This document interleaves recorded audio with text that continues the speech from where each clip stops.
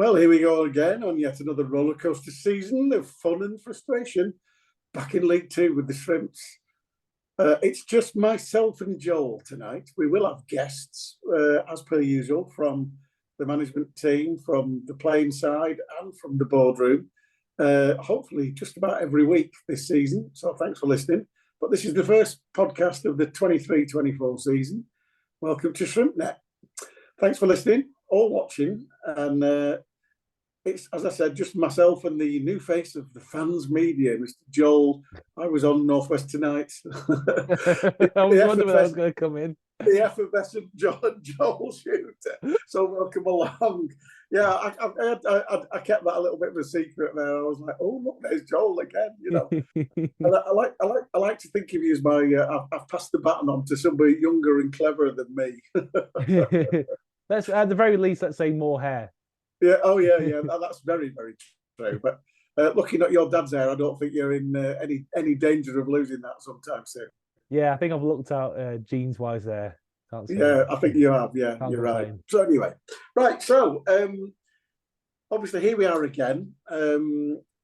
I've seen one friendly. How many friendlies have you seen, Joel? I've seen two. All right. Was that Warrington and Wigan? Yeah. So right at the start and right at the end, and obviously you just thought you'd go and watch the games against rugby league teams. Yeah, pretty much. Yeah, I actually I got really confused about what sport I was watching. I was like, the ball looks really round here. I don't know what's going on. But then, yeah, I mean, I remember after the Warrington game, there was quite a lot of panic, doom and gloom. Yeah, there was quite a lot of doom and gloom. Like Warrington hadn't already played four preseason games already. I mean, Warrington as well. They had a decent team. They had Peter Clark on trial that game as well, who obviously he's a bit older now, but he very much was a force to be reckoned with in League One and League Two for many years. Yeah, and despite the fact he's now 112. Yeah, despite the fact that he was actually born in the 19th century, but but a traditional Victorian centre half. Exactly, and to be honest, he plays like one as well. To be fair, head it and kick it. But they were a decent side, Warrington, and ultimately you could very much tell it was the first run out for us, and it was we weren't quite there. There was a lot of people who weren't really gelling at that point, but that's going to happen. It's the first game of preseason where we haven't been able to get people in quite as early as we'd have liked to, and then we all know the reasons for that. The budget was a bit kind of delayed in being confirmed, and we've been waiting on trying to get the targets that we want to get rather than just kind of panicking, just filling the whole squad with people for the sake of it. So, it's always going to be a bit of a slow process, and I think in the game since, it has kind of shown that it's just a work in progress, and you just have to be patient and not completely lose your nut over losing to, when you're already kind of rusty, losing to a really sharp National League North side, which isn't the worst level, to be honest. I always go back to, and this is probably over, it is well over 20 years ago, when Wolves under our former player and assistant manager came to Christie Park, and we absolutely dicked him 6-0. And Oleg Luzhny got taken apart by Dean Howell. And we were like, and Paul Ince played, and they had a great side. And I was on holiday in Torquay, and all my mates were texting me going 3-0 up, 20 minutes gone. And I was convinced they were taking the piss. And they just been promoted to the Premier League as well, haven't they? They got promoted to the Premier League under Dave the Man, who ended up, doing a really good job for them. And it taught me that year. We ended up third, fourth from bottom, just surviving in the conference. Our worst season under Jim Harvey. So it just goes to show you, pre-season games mean very, very, very little.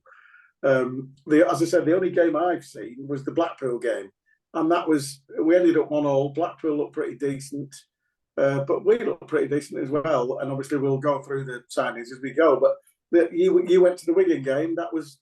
Wigan were pretty good. Yeah, they were very, very good. I think the thing you got to take from the Wigan game is I don't think we'll see many League Two teams playing the way that Wigan played. Their movement and the way they're being coached and the way they kind of pulled us about and made shapes that kind of drag people out of position. It was really, really good, and I was super impressed. I know it was only half a first team there, but it was really cool, good what they were doing, and it was a big challenge, especially in the first half. They really pulled us around a bit after about 20 minutes.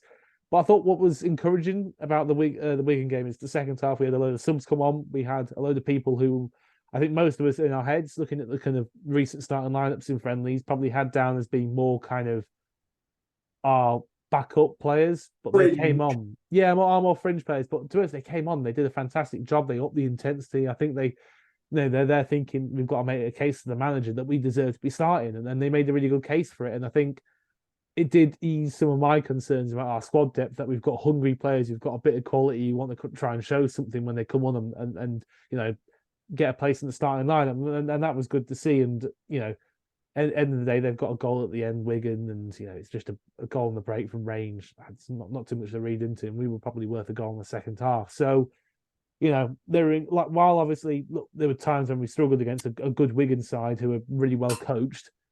There were positives to be taken, and ultimately you got to test yourself in pre-season sometimes, and that's what we did.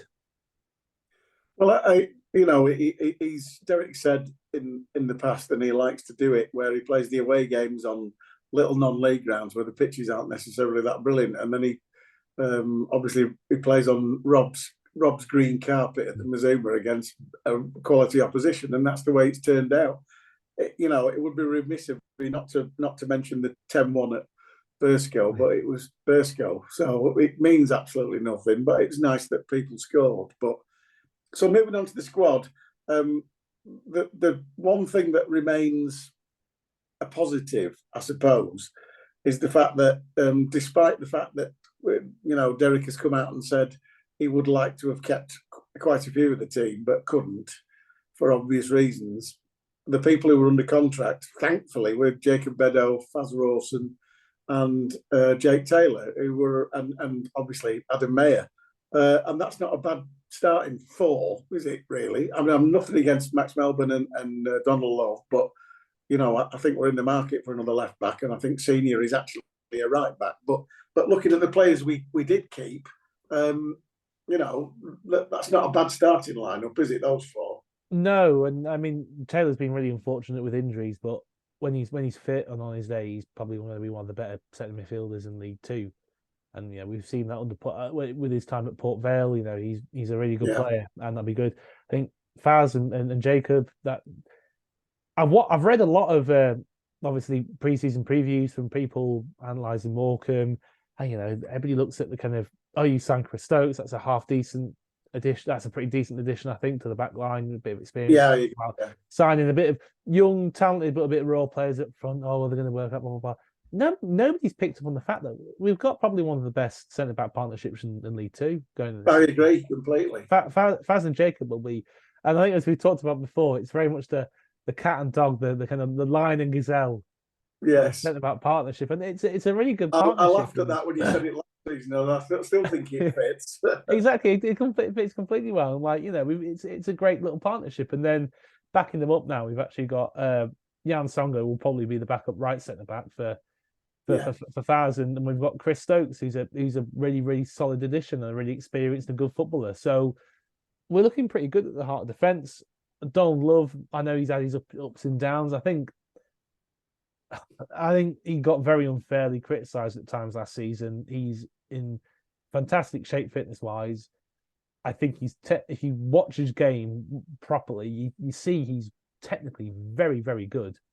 And he's got a really good first touch. He's got a lovely first touch, and when he gets his head down, he's got a great delivery on him. It's just he seems to panic sometimes, and he seems to get caught out, maybe a bit of concentration.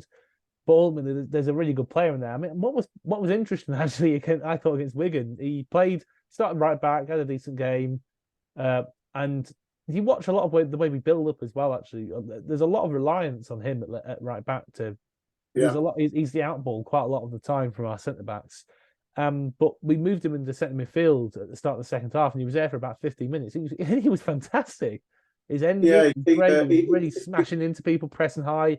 And weirdly, he showed more composure on the ball in midfield, which was interesting because I usually have midfield down as a harder place to kind of have composure because you've got people coming at you from all angles. Well, but traditionally you've got less time, haven't you? So. Yeah, but he dealt with it really well. So who knows what's going on there? And then again, Max Melbourne, very unfortunate with injuries, but he's if fit on his day, he's a good option in League Two. So there's a good starting basis for a squad, even though it's not very many players. They're good players for this level. And of course, I'm sorry, Adam Mayer. Do I need to say much more? He's going to be very good at this level. He was good in League One. He'll be very, very good in League Two. It was. I mean, I posted on Shrimp's Voices, and the fact that just my observations in the Blackpool game were that Mickey Mellon and Adam Mayer are obviously spent a long time in the gym over the summer because they both look like men, not boys. Yeah. And I think that makes a difference because what happens at 19, 20, 21, you do fill out and you do start developing. Your muscles tend to sort of like, you can do a bit. Whereas you're not expending all your energy on growing that way. You can fill out a bit. And Adam and Mick and both him and Mellon seem to have turned into men since the last time they played for us. And that's can only be a good thing, really. Yeah, and I think with Mellon as well, I think I'll always refer back to it. I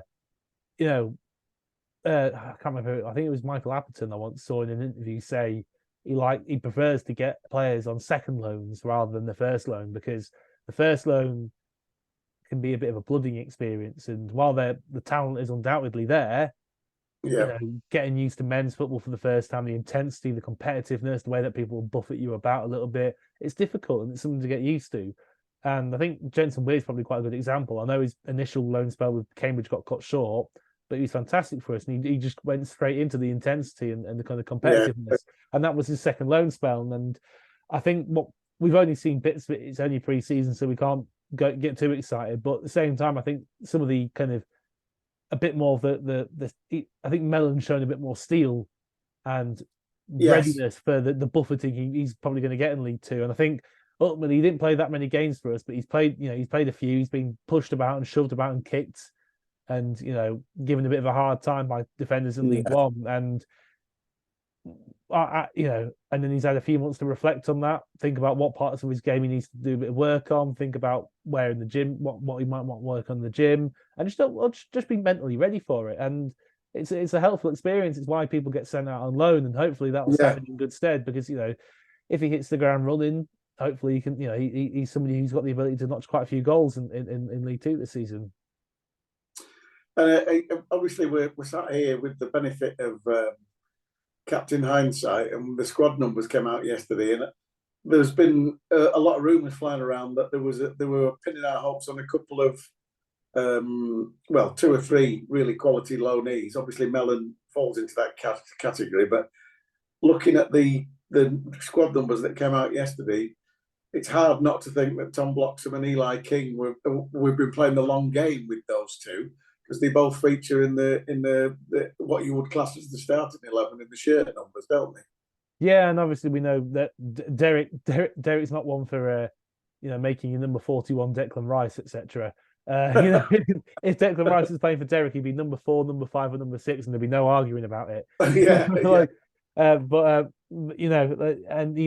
does tend to make kind of some kind of intention there. At the same time, it's not worth getting too het up about, but also, Derek does, I think he does obviously show a bit of, something in his squad numbers and the kind of faith he likes to put in players, but at the same time, who knows? And I think, like you say, Bloxham, I've only seen him for one game against Wigan, but I was super, super impressed. He's got, good feet.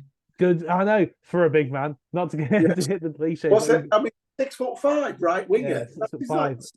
We're like, When he signed, I remember when he signed, and he's an attacker. He's played a bit down the middle for Shrewsbury. He's played a bit out wide. And you're trying to work it out.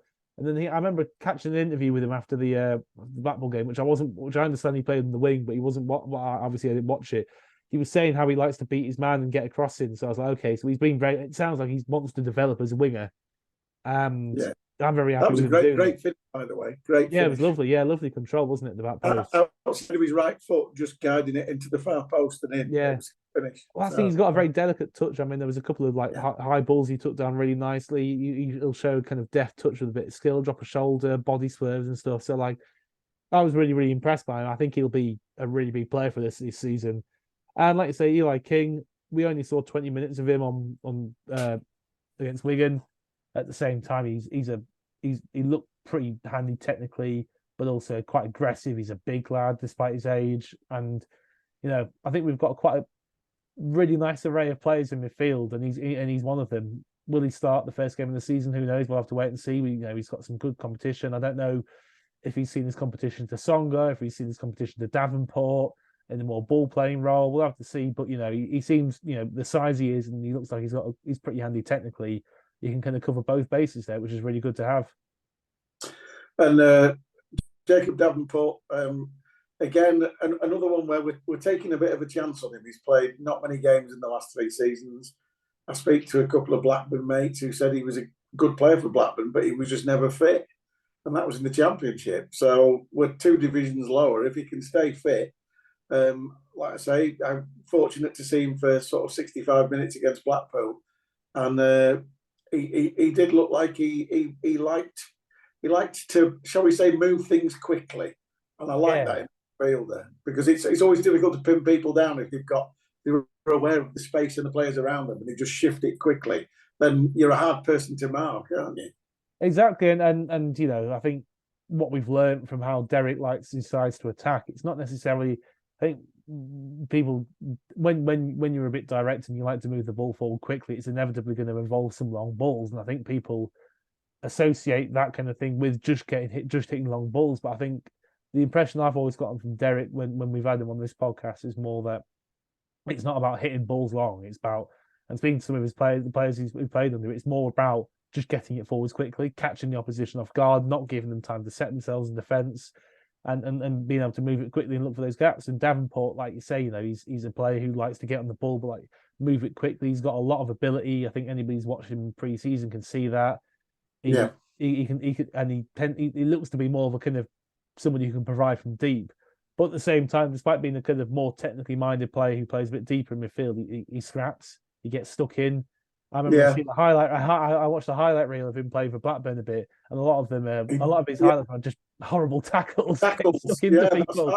I watched that as well, which is really good. Thinking, and he's not a big lad, really. He's not. Yeah, he's not a big lad, but I'm really pleased with him as signing. I mean, ultimately with injuries, I think being the club that we are, we sometimes have to take these risks, and that's the position that we're in. Sometimes they'll pay off, sometimes they won't. It could be that he might end up being injured a lot of the time, and that'd be really unfortunate both for him and for us. But at the same time, it could be a Greg Lee kind of situation where when we signed Greg Lee, obviously come off the back of a couple of bad hamstring injuries. We didn't know if it was going to work out. Turns out that his injuries over the past couple of years were just kind of a one-off thing, and he was absolutely fine. Maybe it'll be the same with Davenport. I mean, we can only hope, really, because he's a really good player and he'll be a really good addition to the team if we can keep him fit. And I want to come on to the I'm going to call them the boring name trio, because we've got Smith, and Brown. So Adam and Stuart Moore fighting it out for the first spot. Again, you can't read too much into it, but Stuart Moore's got the nod as number 1, but Adam Smith was the number 2 anyway. But I always thought Smithy looked okay, but I'm interested to see Stuart Moore. He made a really good save against Blackpool, spread himself really, really well. My criticism on the night was that he didn't come out quick enough. If he'd come out, he could have stopped Blackpool's goal, because the lad got it and knocked it through Faz's legs. And then his second touch was terrible. He knocked it 10 yards ahead of him. And if Stuart Moore was a sweeper keeper, he'd have just smashed it into the stand. But that's just one, that could be complete utter rubbish. He might be brilliant. But then obviously there's Cammy Smith. Cammy Smith came on against Blackpool and looked a little bit lost, I have to say. He came on for JJ McKiernan, who we'll come on to in a minute. But he came on and played in that 10 role and did not have the impact that I wanted at all. And I just basically thought, well, you've got to give the lad a chance. I'm not saying he's, it was a tough 20 minutes for him. But he did look, Blackpool brought a lot of subs on and they were knocking it about. And unfortunately, Cammy Smith was just chasing shadows for his 20 minutes. He very rarely touched it. Shame, but we'll see. Yeah, I mean, when he came, he did a great job against Wigan, to be honest. And yeah, which is good. I'm glad. Yeah, and I think, like I said before, like the good thing about the thing I took away from Wigan was the subs were really hungry to make an impression, and they worked really hard, Yeah, and they showed bits of quality. And I thought Cammy Smith was probably the standout from that. I thought he hunted for the ball really well. He went and hunted for the ball. He tried to take on the half turn. He tried to make things happen. It didn't always come off because Wigan are a good side. They've got good players who'll snap into you and make it yeah, difficult. They were doing a lot of quite very unreasonably so for a friendly. There were lots of stupid little nasty little niggly fouls to break down attacks. I was like, come on, fellas, it's a friendly for Christ's sake, get over yourselves. But anyway, so basically, I was impressed by him. At the same, I think he's an interesting player, Cammy Smith, because it seems he was very, very highly rated as a youth player, yeah. and you kind of go through his career, and he's won Player of the Season with St Mirren, and And then then it just Partick seems to Thistle said he was stealing a living. It's just yeah, that and he just seems to have tailed off in the past couple of years. And look, I think we can obviously see there's a player in there. He wouldn't have got the accolades and the ratings no, he did when he was younger by being crap.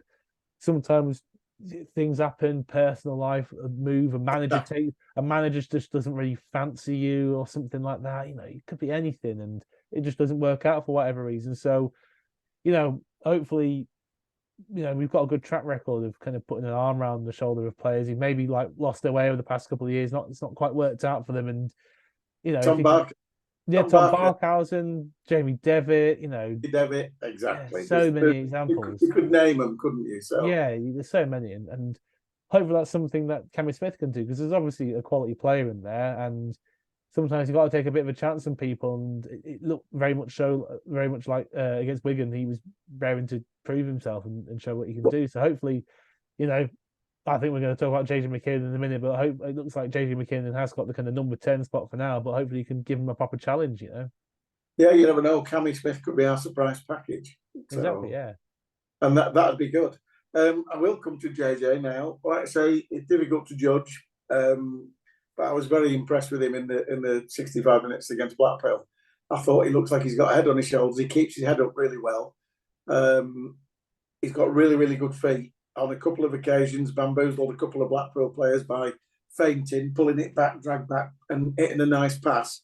And I think it's one of them where he is still young. He's been playing for Eastleigh in the similar role. Loads of clubs were after him, so I think we've been very fortunate to get him. But I think it's one of those. We might be talking about him at Christmas, saying, "Well, I hope it's saying, well, he's discovered he can do this at this level." He reminded me, and for those listening who are old enough to remember him, he reminded me of a number 10 we had many, many years ago called John Norman, because he had quick feet, wasn't particularly quick, whereas JJ is actually pretty quick. But he keeps his head up and he looks for players around him. And I just hope he's one of these people who can, I think you touched on it when we were coming on air. He needs to be able to find other players. He was trying little 1-2s and stuff like that on the edge of the D, and I like that because I think it's inventive. His movement was good. And against Blackpool, obviously, we were making the point when we were stood in the Halo Terrace, as it's now called, we're not going to play that sort of quality every week, because we're not. Because Blackpool, they've got a decent squad. Because Critchley's, they let Medine go and Critchley got him back and he's kept CJ Hamilton, etc., etc. So they've got a decent squad. So just from what I saw, maybe I'm wrong. I could be way wide of the mark, but because McKiernan was really, really sought after by lots of sides and we got him, perhaps Derek's thinking, well, I'll make him me 10 because we'll give him a run and see how he does. And I hope it works out for him. Yeah, I mean, I remember when we first signed him out, there was a good bit of highlight footage of him. I think the impression I got of him, and I think that's been backed up when I've seen him in pre-season, he's very forthright when he gets the ball. He doesn't like to faff around. And again, I think that's probably why Derek seems like quite a good fit. I think a lot of the people have been. I spoke had a quick chat with a couple of people who watch a lot of National League football, and they think Derek's a really good fit for him. Just somebody who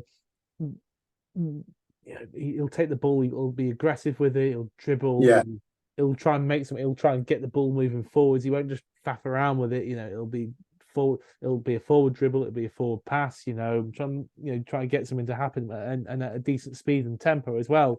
I think another thing that people pointed out as well, he's pretty physically adept. He works very, very hard off the ball.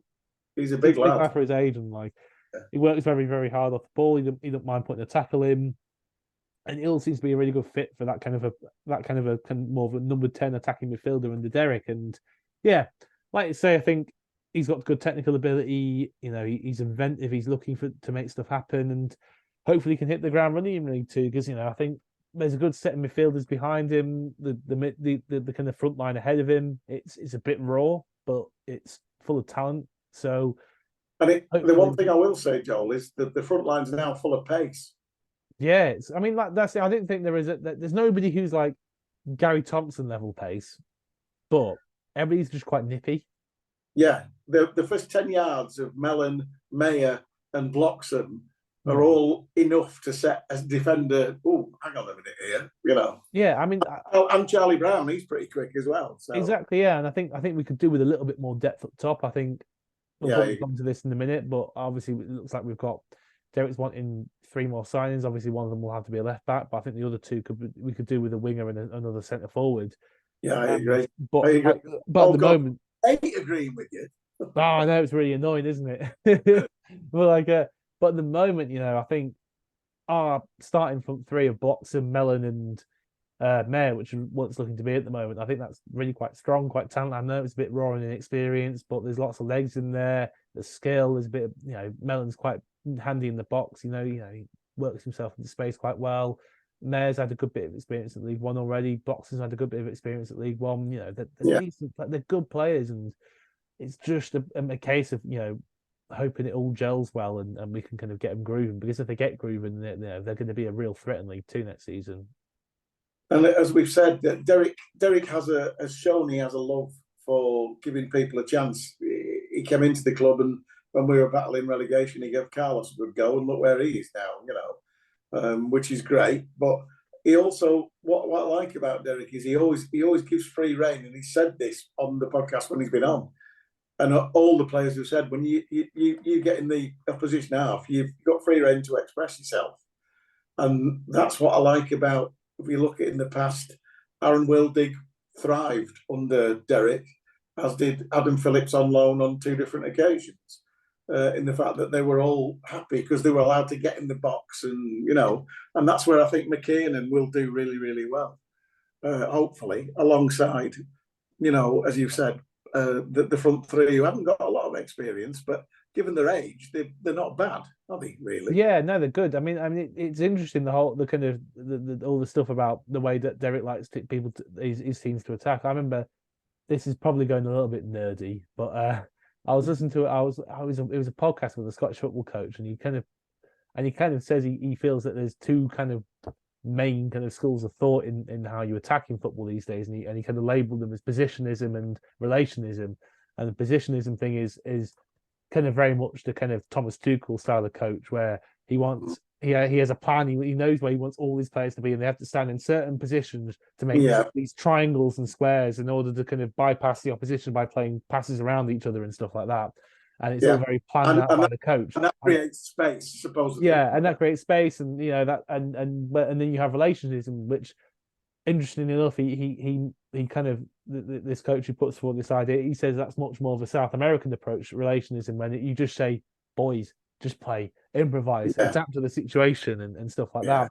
And that seems to be much more of Derek's approach in attack. It is. It's giving people freedom to express themselves, to build relationships organically, and to read the situation and kind of adapt appropriately and work out solutions and be creative in that sense. So basically, what I'm trying to say is, Derek Adams is more akin to a kind of samba Brazilian style of football than any pragmatic European nonsense. And the funny thing is, people listening to this there will be people openly laughing at that. Yes, it's just like, that's not the Derek Ball that I know. The thing about the thing we know about Derek Ball is Derek is very, very, very structured when we haven't got the ball. But all his players, every single player we've had on the podcast for the past sort of 3 seasons, has said, when you go forward, you get carte blanche to do what you want. This has been confirmed by Adam Phillips, Aaron Wildig, John O'Sullivan, Cole, Carlos, everybody, So from that point of view, that was a successful League Two team. Yeah. And Carlos Carlos in the opposition half, Carlos could do what the hell he wanted as long as there was end product. And at the end of the day, who created the most chances in League Two when we got promoted? Morecambe. Yeah, We created the most big chances in the league. It was us, and we had I think we had the highest XG4 as well. Sorry, but we did. I'll tell you what, you've done well. That's over half an hour, and you just mentioned it. I've kept my lips sealed, but it's a worthwhile start. It's over the course of a season as well, so it works out statistically with all kind of sample size and everything. But we did, we were really good going forwards, and it was because of that, and he just found a style that worked, and he got players that worked for it, and look, when it's grooving, Derek Ball creates a lot of chances, and Derek's Samba shrimps. That's all I can say for this season. Exactly, and I think we both agreed that the re-signing with Jan Songo, it was a welcome return for him, and I think we both agreed that we expect 4 goals from midfield with a combined length of 28 yards. So that's 3 from a yard and 1 from 25 yards, just like in the promotion season, Jan, if you're listening. Yeah, please, thank you, Jan. And hopefully as well, we will actually win the game when you score a screamer, because it saddens me greatly that we went on to lose that Newport game 3-1 when Jan scored a goal of that quality. Yeah, exactly. It just feels wrong. Whereas his other 3 were going in anyway, and I got a touch at the far post. Yeah, I mean, there was one that he very much definitely stole off Carlos. Yes. And then very unashamedly celebrated it. Yeah, did he ever? And then the in-swinging corner at Walsall, which was probably going to hit the post and go in, and he just went. No, that was it. The keeper saved it, or someone hit the bar or something. It was bouncing down. That night, Percival's there, ready to tap it in. Yeah, Tom just barged him out the way, gets in ahead of him. Good lad, Jan. Nice to have him back. Yeah, so the only one we haven't really spoken about is Charlie Brown, isn't it? Because we haven't seen that. He literally got a fleeting performance as sub, but was very, very highly rated at Chelsea as a 17, 18-year-old, but doesn't seem to have adapted well to the men's game. Yeah, I mean, MK Don's had him for a bit, and he looks like he's done a job for them, and not without tearing up any trees. And then Cheltenham have obviously gone and paid a bit of a fee for him. Yeah, but I think it's worth remembering with but he's mainly been limited to appearances off the bench for Cheltenham. But it's worth kind of putting forward the fact that it looks like he was very much signed as a competition for Alfie May. Yeah, technical forward who's skillful and can finish. But I don't know how you get looking against Alfie. I know Connor Ripley's best friend, obviously, Alfie May. With the form he's had over the past 18 months, I mean, how do you get a looking against him? So it's been a tricky. That's how life goes. Sometimes as a footballer, you get signed for a club, and then the player in your position who you're kind of fighting for a position with against. They just have an unbelievable run of form. I know people have slammed John Abika a bit, and he was very unlucky with injury, obviously, but also he's very unlucky with the fact that the person he's competing for a position with was Cole Stockton, who had, I think, arguably one of the best individual seasons we're ever going to see. Oh yeah, I've ever seen from a Morecambe player. And if he gets anywhere near that again with Bert, he'll still be a folk hero for them, but. I have my doubts. I really do have my doubts. I hope he does. Because I like him as a lad. But the part of the problem is that he sulked for probably 2/3 of the season last season, and that didn't help us, did it? No, it didn't help. And there's a lot to unpick about that whole situation, all the nonsense that got kind of done around it, and the disappearances from the team and all that. And ultimately, when he kind of showed his quality at the end of the season, I think it showed you what we've been missing all season. And to be honest, he didn't need, and even Cole not scoring, just putting a shift in and holding the ball up would have been a great help. We haven't had that. We didn't have that all season really until the last minute goal against Wickham, essentially. No. Even before that point, he played crap against Wigan. Yeah, you're right. Yeah, and against Wickham, sorry, but.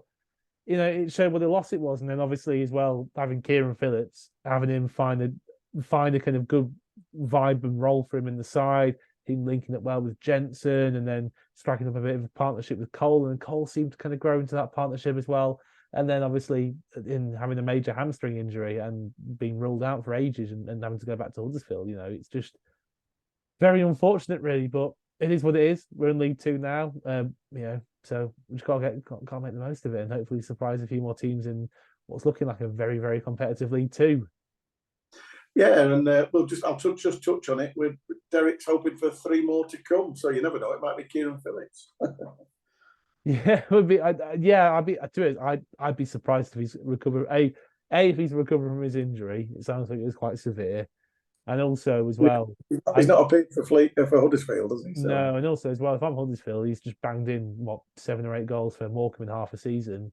I'm not going to send him down to League Two. I'm going to send him to another League One club, which is being brutally honest. But I'd love no. I was just saying, you just 3 more to come. You just don't know who it is, do you? No, you don't know. But I'd be very, very shocked if he ended up back here because of his quality, and I think and Huddersfield will be rightly looking for him to have a League One loan again.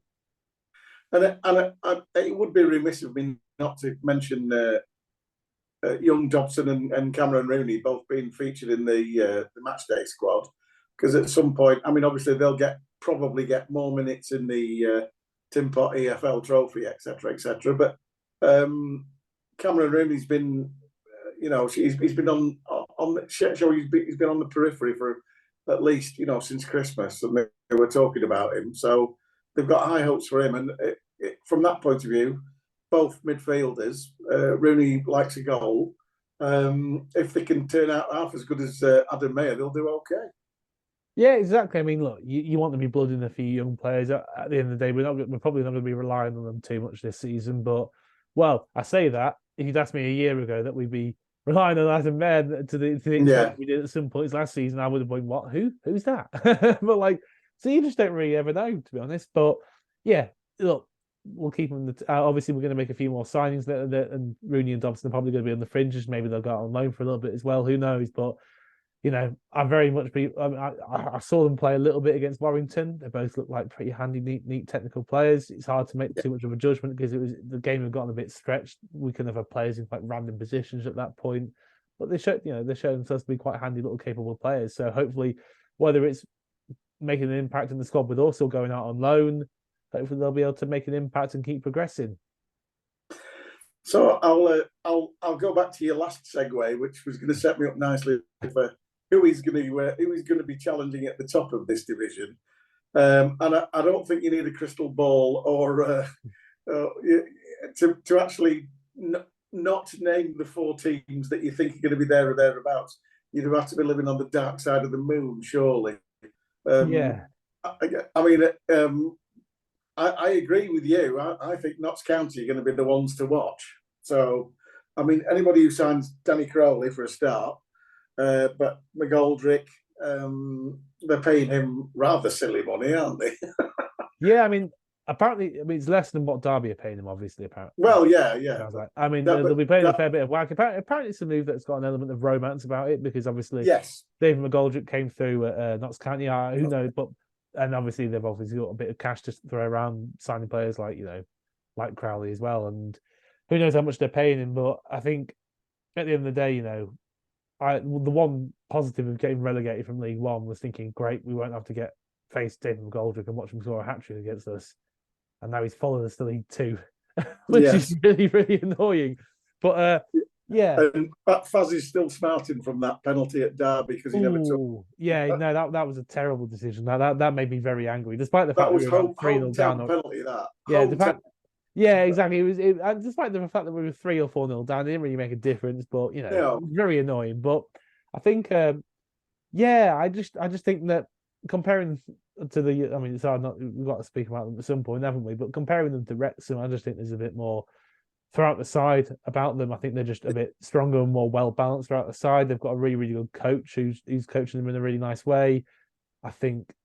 Yeah, and then the additions of Crowley and McGoldrick are just insane for this level. They've kept hold of some players that they didn't think they maybe kept hold of. I think Langstaff is still there. There's a wing back, I can't remember his name. He's very, very skillful. They've kept hold of him. They've got Carl Cameron in defence. He's a great defender. So they're shaping up really nice, and I personally think they'll probably win it. I think Stockport will be up there as well. They're really good. They were really impressive in the playoffs. But Stockport signing Nick Powell. Nick Powell again. ridiculous again, signing. what exactly? You're like, dear God, he's going to tear us a new arse. But I know, there yeah. you go. Does he like Manchester that much? Jesus me. Well, yeah, exactly. But Ibu Toure, they signed him as well. So Stop what's Ibo Toure. yeah, they Oh, signed he's a Ibu good. Toure. So, and let's be fair, he's He's a far good and away the player. best left back in this bloody division. So Yeah, he's well. Yeah. Salford have done well to keep him as long as they did. as long as they have, yeah, exactly. So, and interestingly, Kyle Noyle, and Kyle Noyle is, I think he's won promotion 3 times with 3 different sides. Yeah, again. League Two. I think he's the right back when from our promotion season. I thought you absolutely locked Carlos down here. Yeah, that's right. And it was at Cambridge, and he's done it with Swindon, and he's done it with Crewe. So it was like, bloody hell. No, he's a cracking player at this level, Carnell. So yes, he is. He is a good force. So I think you're right. I think Stockport were ever invested, and I think they are going to be thereabouts. And obviously, we talk about Hollywood and Wrexham. You can't ignore them. Obviously, they had a little bit of bad luck with the Rat getting injured, Mullers. The Rat. On his yeah. We always used to call him the Rat because he was that was in our commentary because he was always like sticking his nose in where you. But I have never ever and never will criticise Paul Mullin because every time he played for Morecambe, no matter how many minutes he played, he would not give up. He would be chasing lost causes. 5-0 down, he'd be chasing lost causes in the last minute, would Mullers. And he has my ultimate respect because as a professional, he was always 100% for Morecambe and he hasn't got a bad word to say about us. So good luck to him. I hope he gets fit and what have you. But I mean, the thing with Wrexham, Notts County, and to a certain extent MK Dons, they can assess the situation and a bit like Bolton did in our promotion season. They can go out in January and go dink, dink, dink. They've got the financial clout to do that, haven't they?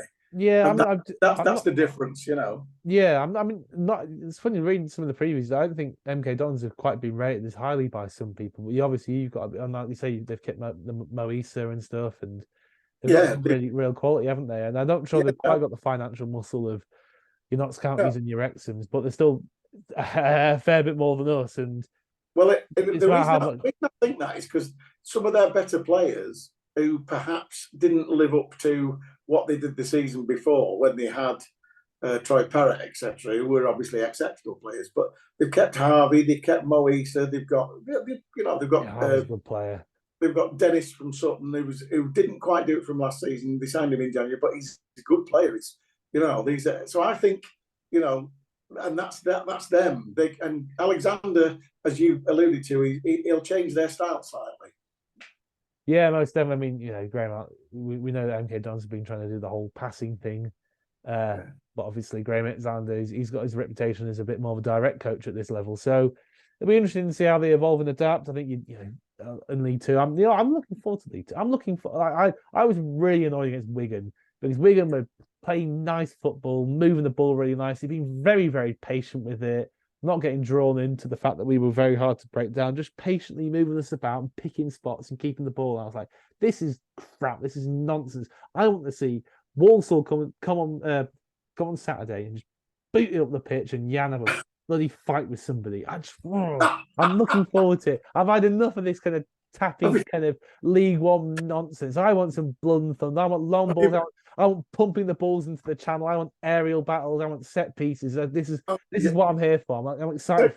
Can I just say you'd be watching the big match repeats on ITV4 on a Saturday morning, haven't you? It sounds like it, doesn't it? Brentford versus Fulham in Division 4 with Brian Moore commentated and they're slinging mud at each other and belting each other and the referees getting them together and not even booking them.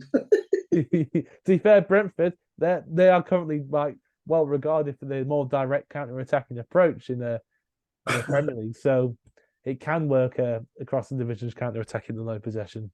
Yes, exactly. And that's Derek Ball. But they don't call it that. So yeah, Thomas Frank has posters of Derek Adams on his bedroom wall. Yes, of course he has. Yeah, of course he has. And Derek knows it. Yeah, he does. in fact, Thomas Frank, I'm led to believe he has a blue turtleneck sweater. What can I say? So those are the. I mean, obviously, you mentioned Gillingham might be there or thereabouts, and that's because the manager's not an idiot, is he? No, Neil Harris is a good manager, and they've invested a lot since January, so I wouldn't Yeah. be surprised to see him up there at all. Yeah. And they had good form sort of like February, March, April, didn't they? They went like sort of 12, 13 where they won. And, Yeah, I mean they were bottom come January, weren't they? And then they've just yeah. they've sorted their ownership out, which might be another segue. They've sorted their ownership out, and then they've been able to invest quite heavily, and obviously with a manager like Neil Harris at this level, you know, you're off to a good start, you know. Yeah, true. So that's the way. I'm not going to talk about who's going down because I don't. I hope it isn't going to be us. I don't see us being anywhere there, but we'll finish up with that one. So the opening game on Saturday, Walsall. I did a bit of research on them, and I was like, yeah, it's a fair point. They've signed Chris Hussey. Yes, he's 87, but still got a great left foot. Jamil Matt, Aramide Ote, and Dan Johnson. So the three up top are actually pretty good. And they've got a lad called Freddie Draper on loan from Lincoln, and everybody's raving about him for sort of attacking midfielder. Good young manager, Matt Sadler, who was a player for them. Sadler for the Sadlers. That's quite a dull one. They've got a lot of experience up front, and a couple of I think they've signed Farquharson as well, haven't they, as a centre back? Yeah, he's a good player. Yeah. Yeah, he's a good player, but they've got the rest of them are quite young. They've got a young and dynamic midfield, and something tells me that Walsall fans think there's something's going to happen this season because they've probably never bought more than 350, 400 to our place, and there's 1,100 coming on Saturday. I know, yeah. I mean, I was chatting to a Walsall fan for a little preview thing for them the other day, and they seem quite confident of a good finish, only slightly mitigated by the strength of the division. I mean, but, you know, we'll have to see. I mean, like they always say, give it 10 games and then we'll have a bit of a clearer idea. And you just never know. You never know how teams are going to gel.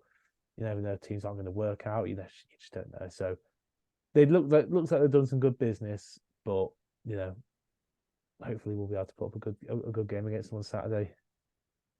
Yeah, but bringing the 1,100, well done to Walsall. That's absolutely brilliant. And from our point of view, hopefully somewhere near a sort of like 3,500, 4,000 crowd would be nice to see in League Two, because that would be unheard of for us, wouldn't it?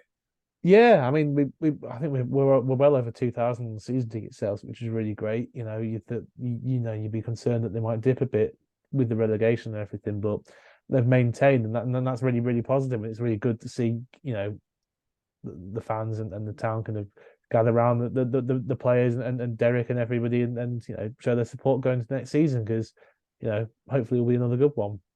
Yeah, fingers crossed.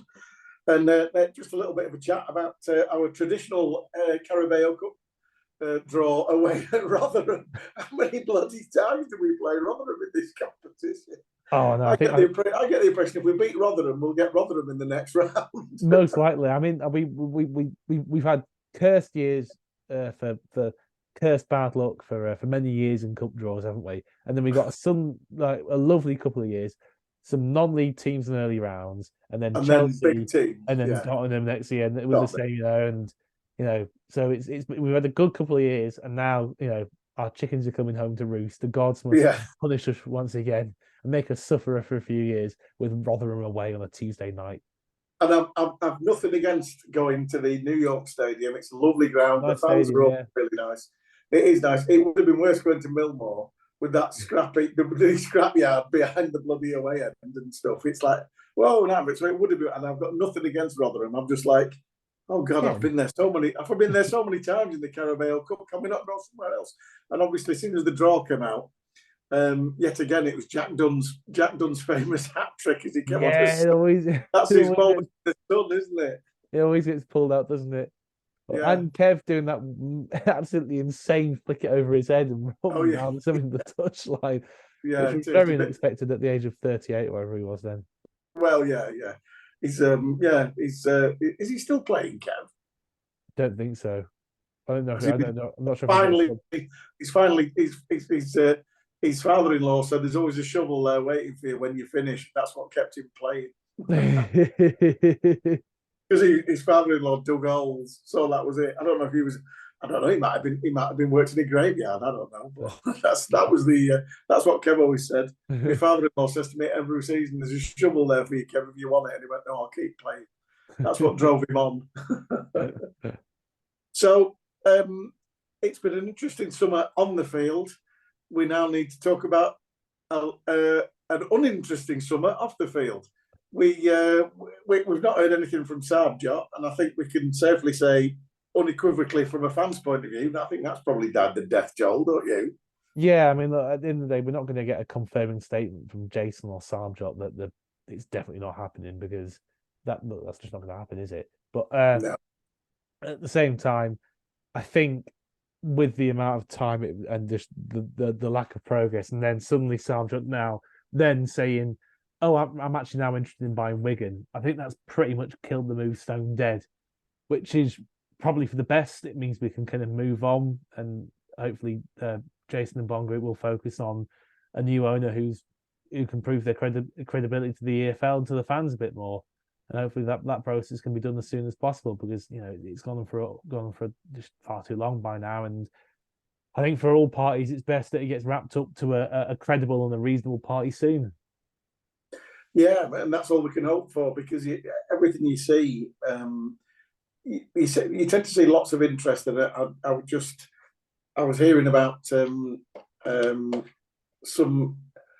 was it some Tom Brady or somebody like that invested in Birmingham City today. So I wouldn't mind that. I wouldn't mind that.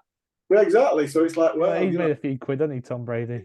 Yeah, exactly. So it's just like a lot of Yanks getting involved, which is fair enough, and it would be nice to get somebody involved like that. But we're still here, we're still kicking, we're still selling season tickets, and hopefully there's still people listening to this silly little podcast, Joel.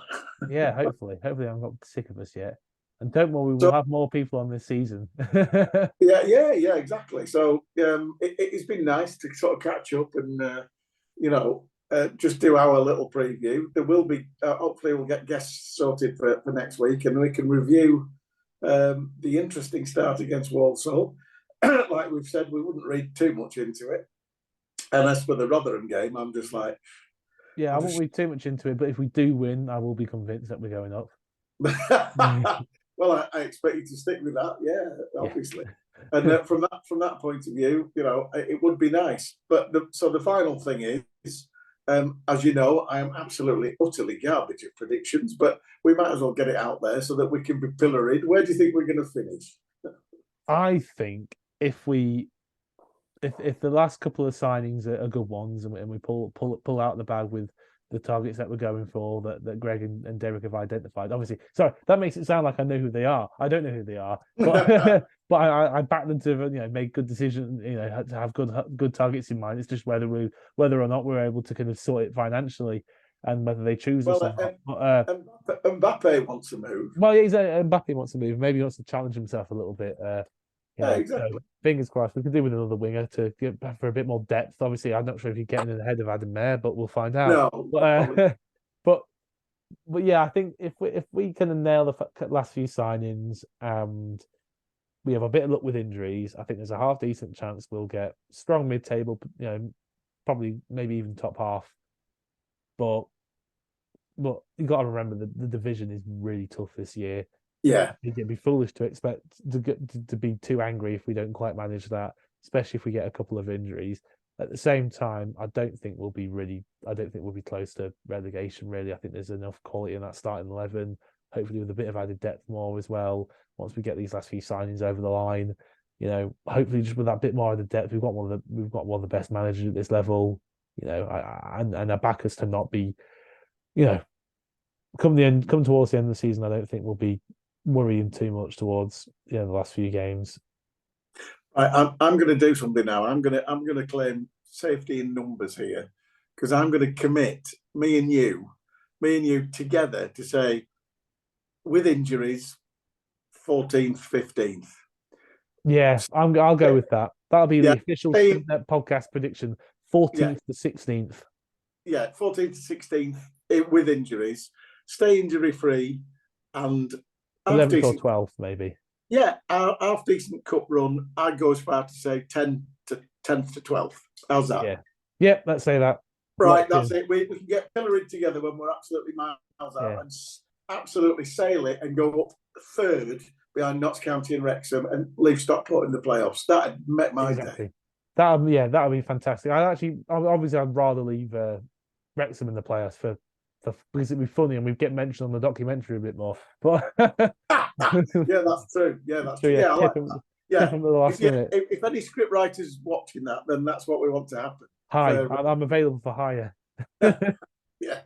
yeah, I like that. Yeah, that's good. So thank you for listening. This has been the ShrimpNet number 8,047,000, but it's number 1 of the season. So thank you for listening or watching. We'll be back next week, hopefully with some feedback on Walsall with somebody from, as I've said, the management or the backroom staff or the playing staff. And we'll see how we get on there. Thanks, Joel. Thanks for doing your shtick, as always. It's fun. We might actually get a tame director on soon as well, because James and Charlie are keen to get involved, but both quite busy at the moment.